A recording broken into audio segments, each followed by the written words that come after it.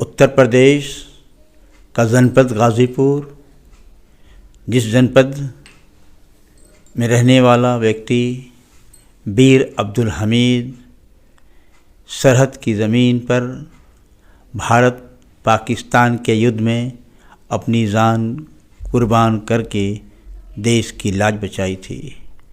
वो जनपद डॉक्टर मुख्तार अहमद अंसारी ने पूरे भारत में अंग्रेज़ों के विरुद्ध अपने आंदोलन के ज़रिए भारत को आज़ादी दिलाने में आपका बड़ा योगदान था। वो जनपद डॉक्टर मुख्तार मासूम रज़ा राही, जिसने भारत के इतिहास में महाभारत पटकथा लिखकर महाभारत को पूरे दुनिया के इतिहास, दुनिया के पर्यटन, दुनिया के पर्दे पर एक ऐसा मुकाम दिलाया जिसकी कोई मिसाल नहीं है। वो जनपद आज़ादी में 18 अगस्त 1942 को डॉक्टर शिवपूजन राय के नेतृत्व में अंग्रेज़ों को हटाने के लिए, भगाने के लिए जो आंदोलन शुरू किया, उसमें 8 लोग शहीद हुए। उसी जनपद के एक नेत्री, एक ऐसी महिला जिसे भारत के अंदर महिलाओं को ठीक ढंग से चलने और फिरने और उनकी आज़ादी पर बहुत बैन रहता है, लेकिन कुछ करने की हिम्मत जगा पाती है। और यहाँ पे इस मोहम्मदाबाद नगर पालिका में सभासद बनती हैं, और सभासद बनने के बाद सबसे बड़ी एक समस्या होती है शराब। उस शराब को यहाँ से हटाने का जो आपने आंदोलन शुरू किया, तो यहाँ से शराब का ठेका समाप्त हुआ। हम G72 न्यूज़ इसके लिए आपको पहले मुबारकबाद देता है। दूसरी तरफ आप संगीता गुप्ता को भारतीय तौलिक राठौर महासभा उत्तर प्रदेश की महिला प्रकोष्ठ का आपको प्रदेश संगठन मंत्री बनाया गया है। इसके राष्ट्रीय अध्यक्ष उमेश नंदलाल साहू जी के निर्देश पे प्रदेश अध्यक्ष डॉक्टर नीता साहू ने इस महासभा उत्तर प्रदेश की प्रदेश संगठन मंत्री आपको बनाया गया है। हम पहले आपको मुबारकबाद देते हैं और ये जानना चाहते हैं कि आपको जब ये पद दिया गया है तो आपने क्या महसूस किया। जी, सबसे पहले आपका बहुत बहुत शुक्रिया। इस चैनल के माध्यम से हम तमाम प्रदेशवासियों को, नगरवासियों को बहुत बहुत हार्दिक बधाई और शुभकामनाएं देना चाहती हूँ। देखिए, भारतीय तैलिक राठौर महासभा एक हमारे तेली समाज का बहुत बड़ा संगठन है, जो पिछले 40 वर्षों से लगातार चल रहा है और मजबूती के साथ प्रदेश में काम कर रहा है। राष्ट्रीय स्तर पर भी बहुत अच्छे से काम हो रही है। और मैं अपने प्रदेश अध्यक्ष श्री ओम प्रकाश गुप्ता जी को भी बहुत बहुत बधाई एवं शुभकामनाएं एवं धन्यवाद देना चाहती हूं कि उन्होंने मुझे इस लायक समझा। और अपनी महिला प्रदेश अध्यक्ष जो हमारी डॉक्टर नीता साहू जी हैं, मैं उनका भी बहुत बहुत धन्यवाद देना चाहती हूं कि उन्होंने इस लायक मुझे समझा है कि समाज को हम किसी एक लक्ष्य की तरफ ले चलें, उस लक्ष्य को मजबूती के साथ पूरा करने में मेरा जितना भी सहयोग होगा बन पड़ेगा। मैं सदैव चलती रहूँगी और काम करती रहूँगी संगठन के लिए, चाहे वो ब्लॉक स्तर पर हो, चाहे वो ज़िले स्तर पर हो, या प्रदेश स्तर पर हो, या राष्ट्रीय स्तर पर हो। तो मेरा मकसद यही है कि हमारे साहू समाज को मजबूती के साथ एक संगठन को इस तरीके से ले आना है। प्रदर्शन मेरा यही रहेगा अपने समाज के लिए कि महिलाओं की स्थिति अभी भी हमारे समाज में बहुत पिछड़ी है।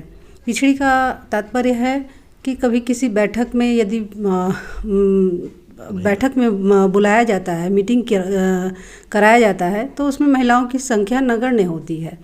बिल्कुल ना के बराबर होती है। तो मेरा पहला मकसद ये होगा कि अब आगे जो भी मीटिंग होंगी उसमें सबसे पहले मेरा अपने बंधुओं के साथ, अपने स्वजातीय भाइयों के साथ यही निर्णय होगा कि आप पहले महिलाओं को लाना अनिवार्य करें मीटिंग में। इससे क्या होगा कि मानसिकता लोगों की बदलेगी, महिलाएं अपना सही विचार समाज के सामने रख सकती हैं। ये मेरा पूरा ये है मेरा कि वो महिला अपना सही विचार जो है समाज के सामने रख सकती है, और उसे अगर अवसर मिले तो वो अपना परिवार ही नहीं, अपने समाज को और अपने राष्ट्र को भी सशक्त बना सकती है।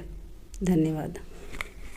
इस देश में धर्म के नाम पर बना पाकिस्तान को दो हिस्सों में समाप्त कर देने वाली आयरन लेडी इंदिरा गांधी, जिन्होंने देश में महत्वपूर्ण योगदान किया था, बैंकों को राष्ट्रीयकरण कर दिया था और साथ साथ पाकिस्तान जैसे देश को दो हिस्सों में बंटवा करके एक देश अलग बांग्लादेश बनवा दिया था।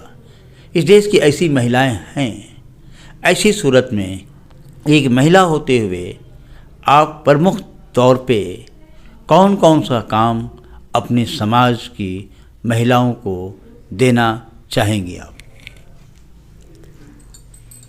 काम के बारे में हम देखिए बहुत सारी सुविधाएं हैं, या आप कह सकते हैं कि हम महिलाओं को इकट्ठा करके उनके स्टार्टअप के बारे में भी बात कर सकते हैं, या कौन सी महिला किस कार्य में निपुण है उस पर वर्क किया जा सकता है, या किसी गरीब महिला है, कोई गरीब बच्ची है, उसको पढ़ाई में या शिक्षा में कोई बाधा आ रही है तो उसके लिए मदद की जा सकती है।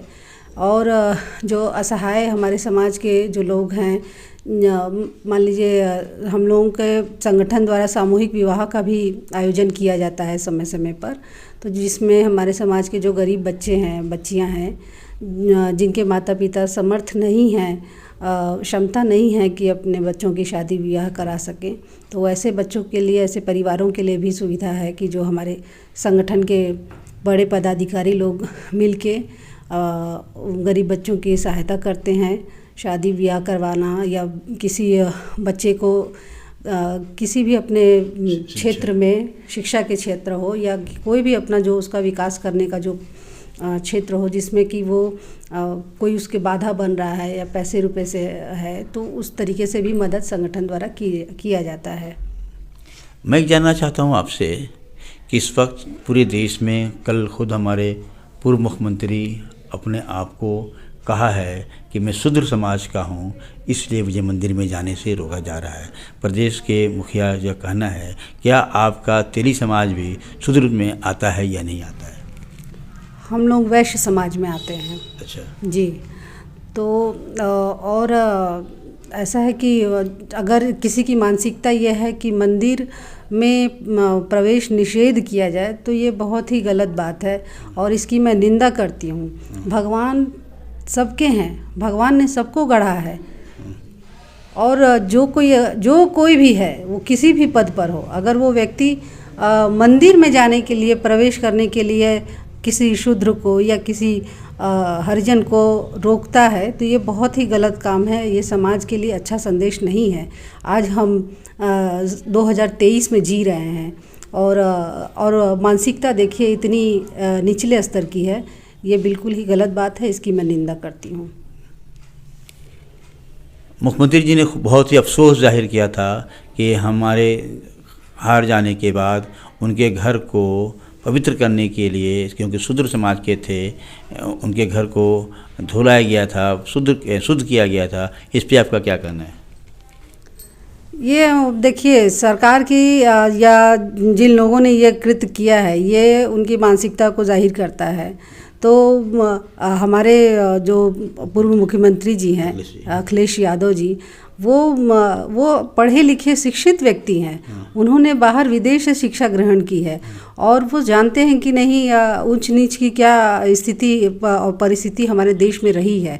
और अगर इस तरीके का व्यवहार एक मुख्यमंत्री के साथ होता है तो ये बहुत ही निंदनीय है और ऐसी मानसिकता वालों को बिल्कुल भी आगे बढ़ने या इस समाज में रहने का कोई औचित्य नहीं है। हमसे बात करने के लिए बहुत बहुत धन्यवाद।